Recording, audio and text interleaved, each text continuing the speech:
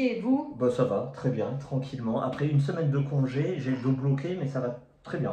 Vous Voilà. reprenez le travail bientôt en Oui, plus. totalement. Pas de chance. Donc, avant de rentrer dans le vif du sujet avec le retour de lecture, avec le retour de lecture, vous vous êtes lancé une sorte de défi. Premier Oui, défi. 1000Q84, Oui. livre pas récent, sorti je pense en 2010. On nous l'a conseillé, c'est parti, on y va. C'est par qui?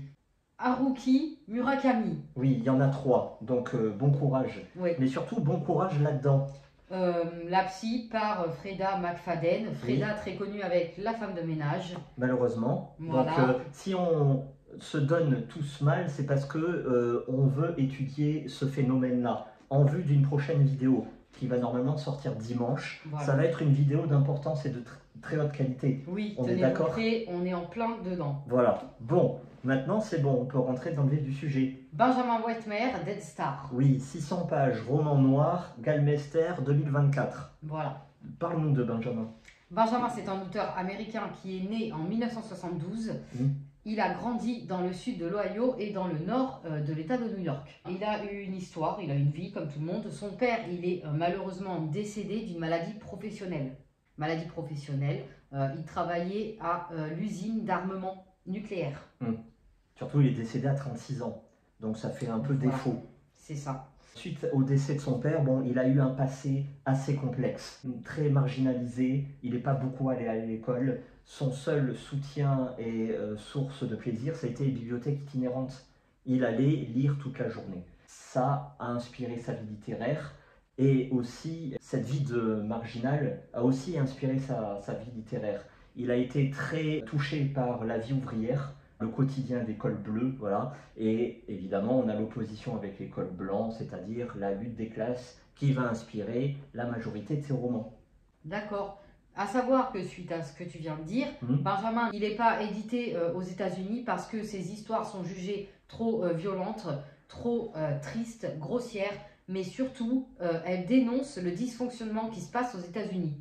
Les dysfonctionnements, parce qu'il y en a pas Voilà, donc ils n'en veulent pas. Donc Benjamin vit seulement et uniquement de Gallmeister. Merci Gallmeister. Voilà.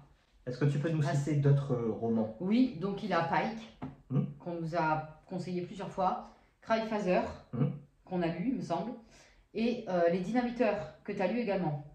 Puis, évidemment, le très bon Évasion. Ah, est-ce que tu veux nous parler justement d'Évasion? C'était quoi le concept? Le concept d'Évasion, c'était une ville-prison. Donc c'est une ville où il y avait une prison avec des prisonniers, malheureusement, qui s'échappent. Dans celui-ci, c'est une ville-usine. En effet, Benjamin, son petit kiff, son petit plaisir, c'est les villes-entreprises, les célèbres company town. Voilà. Donc ville-prison, et ici on a droit à une ville-usine. Moi je te propose de rentrer dans le pitch. Allez, à toi l'honneur du coup. Années 90, Colorado. On va suivre le quotidien d'une famille où très clairement le personnage principal c'est le père de Benjamin. Voilà, il est ouvrier, il cumule 70 heures de travail par semaine. 70. Et il travaille dans une usine de plutonium. Voilà, donc c'est radioactif, c'est dangereux, etc. Il a son frère, il a son père, il a sa fille et il a son jeune fils d'une douzaine d'années qui va disparaître. Et l'objet du bouquin, ça va être la recherche de cet enfant. Bon, pitch assez simple, qu'en as-tu pensé? C'est un roman noir, il y a de très bonnes qualités et il y a des défauts. Voilà. Donc quand Pierre Lemaître dit derrière que là c'est la quintessence du roman noir, bon, comme d'habitude, il faut doser, il faut toujours se méfier de ces petites phrases marketing qui veulent rien dire. Voilà. C'est vrai. Donc Benjamin Whitmer, on a déjà lu, on a déjà apprécié. Vous avez notre retour sur Évasion, il faut absolument le lire. La qualité d'écriture est là, il n'y a pas de souci. Il y a une atmosphère et une tension qui est incroyable dans ce bouquin-là. C'est-à-dire que tout le monde est à cran. Voilà. Et la disparition de ce gamin-là va être la petite allumette qui va tout faire exploser. Vous en doutez bien. Les dialogues sont très bons. Et comme je le dis souvent, voilà, dans du noir, il faut avoir... une part de lumière. Voilà. Donc, il y a des phases d'espoir et même des phases d'amour familial. Attention. Du soutien, de la solidarité, c'est ça que tu entends? Oui et non. Voilà, parce que évidemment, tout n'est pas noir ou blanc, tout n'est pas manichéen. Donc, la principale qualité, c'est le personnage principal. Hein. On sent que c'est quelqu'un qui l'a vraiment connu, qui l'a aimé, qui veut représenter du mieux possible. Après, les personnages, c'est aussi le gros défaut de ce bouquin-là. Voilà. Oui. Parce que ils sont plutôt construits d'une façon assez bizarre, d'une façon assez étrange. La psychologie est parfois incomplète ou incomprise. Voilà. Ils ont des drôles de réactions. Hein. Le neveu disparaît, l'oncle, qu'est-ce qu'il fait? Il fait un convoi de drogue. Alors qu'il y a tous les flics qui sont là. Bon, bizarre, je sais pas, t'attends 3 jours avant de faire ça. Oui. Les flics, pareil, ils servent à rien. Voilà, mais ils servent vraiment à rien. La fille, on va dire que c'est l'élément fédérateur, c'est l'élément sentimental, mais c'est aussi l'élément à problème.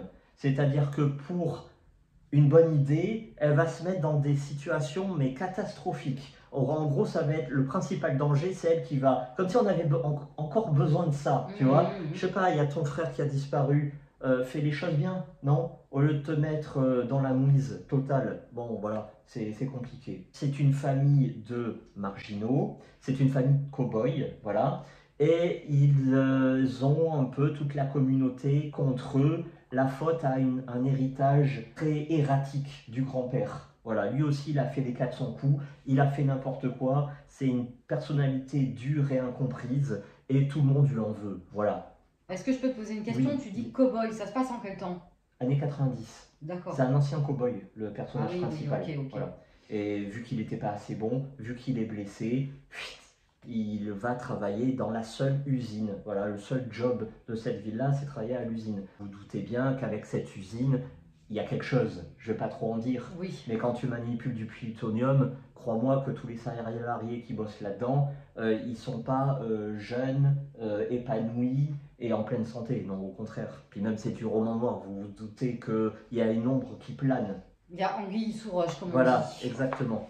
Donc en fait, l'histoire va se durer sur 3 jours.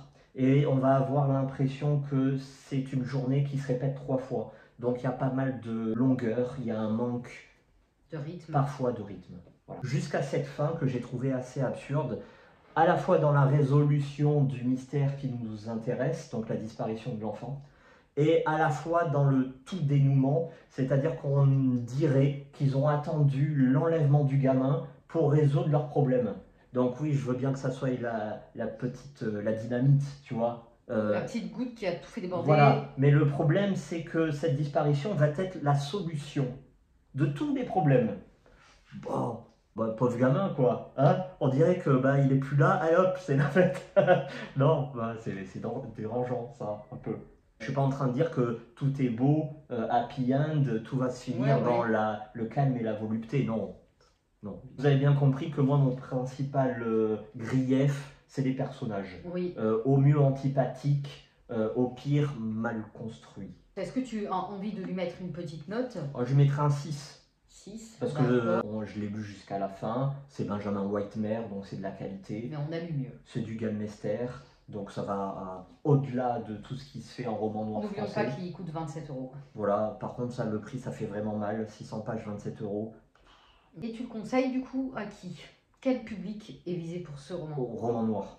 À la limite, polar, tu vois. Roman noir, polar, parce qu'il y a une critique sociale, il y a une critique aussi politique. Il y a pas mal, pour ceux que ça intéresse, l'héritage Reagan aux États-Unis. L'héritage de la guerre froide, qui semble encore un peu prégnant, tu vois, là-dedans. Ça, c'est assez intéressant, ça apporte une petite touche en plus. Donc c'est pour ça que je dis, des fois, il y a une touche sociale, polar, ampleur nationale, assez intéressante. Critique sociale. Une critique du nucléaire aussi. Hein, on va pas oublier ça. Critique évidemment lutte des classes et critique que j'ai dit tout à l'heure, quoi. Et si vous aimez le policier, si vous aimez le thriller, faut pas y aller. Si vous aimez la littérature blanche uniquement, ça va être très dur, hein, ça va être très long, vous n'allez pas apprécier. Non, il faut aimer le noir. Voilà. Bon, et ben écoute, c'est parfait. Et ça n'a pas le côté punchy d'évasion. Merci beaucoup pour ton retour, c'est parfait. On vous souhaite une bonne semaine et on vous dit à bientôt. Allez, à bientôt.